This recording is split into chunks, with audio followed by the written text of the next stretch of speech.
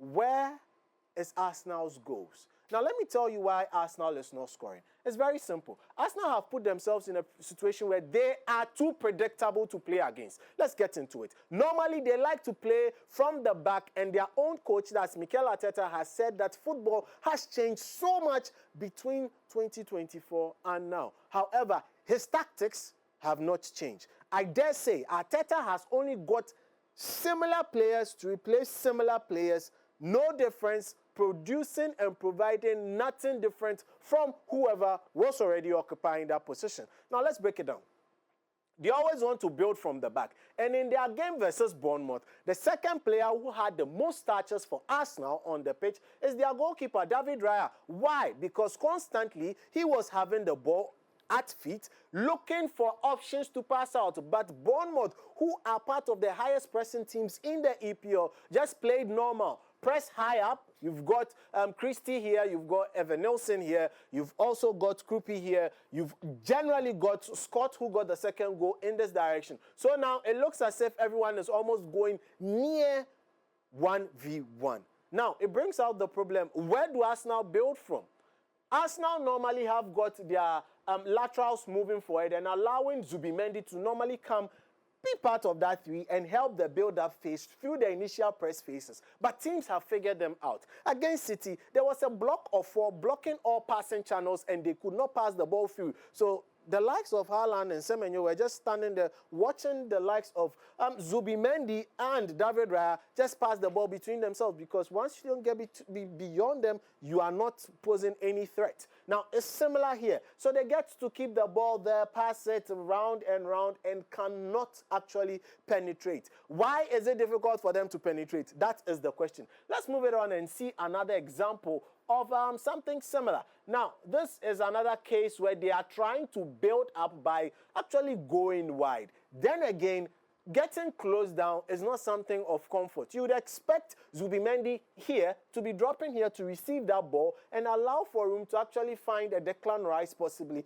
to push it up. But no, that's not happening as well. So it's curtailing Arsenal. And Arsenal also have one characteristic that is quite very, very painful to watch. They are one of the most lethargic teams on the football. They do not break fast. They do not like to actually eat breakfast. That is what someone will call pun intended, but they don't like to eat breakfast, so they don't like to move fast on the pitch. Now, another sequence here. This time you've got Declan Rice coming in, receiving that ball. Declan Rice is receiving the ball with his front facing his goal. He is not given the room to turn, the luxury to turn. Turning here means that he's literally being even cramped up by 3 Bournemouth players. Not ideal for a player who you would want to progress the ball. One of the reasons they are not able to progress the ball past the initial phases. That is one of the key reasons. Again, facing his goalpost has to only return the ball in that direction. There are times that they have been able to get the likes of Kai Havertz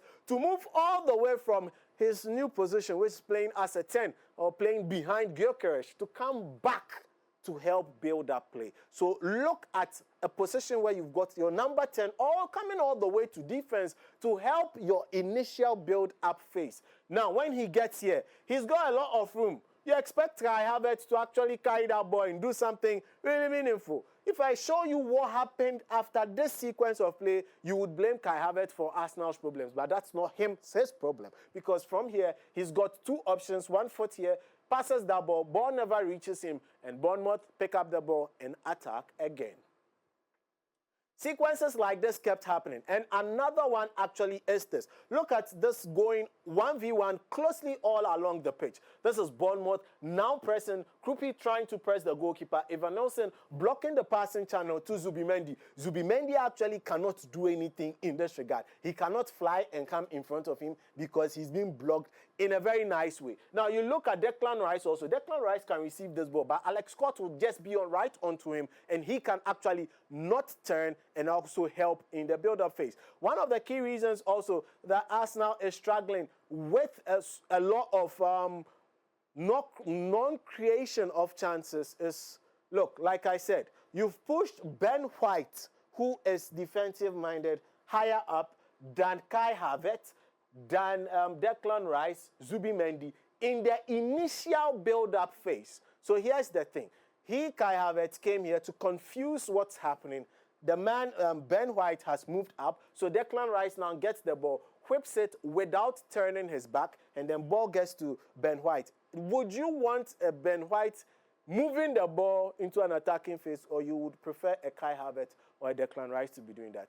That is the tactical question that Arteta has gotten himself into and seems not to be able to understand and figure out what is happening. Reason why I also say that they really do not tend to face whoever has the ball and turn at the wrong times and do not move is something in this manner again. Zubimendi has the ball.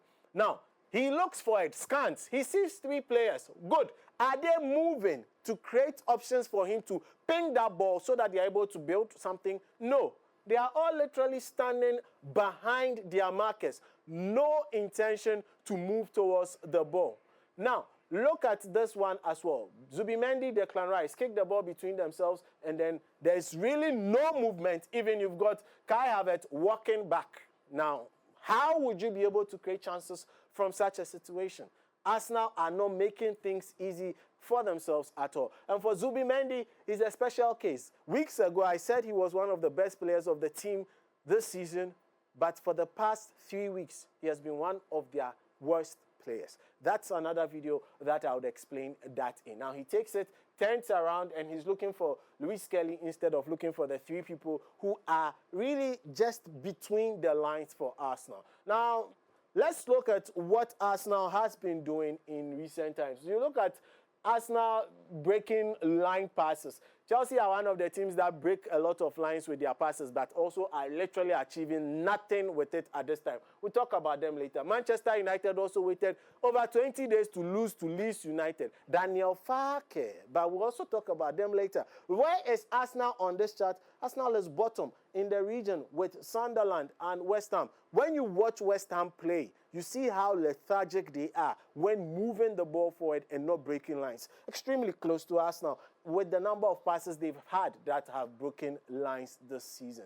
Now, aside all this, one thing also that has not helped Arsenal is, frankly, their injuries. Injuries to the likes of Saka, the likes of Odegaard have really taken, and also Jurriën Timber have taken the gas out of Arsenal. But however, is that excuse? No, because actually they are substitutes for these players. But do they provide you with something different? No. Do they provide you with something exceptional? No.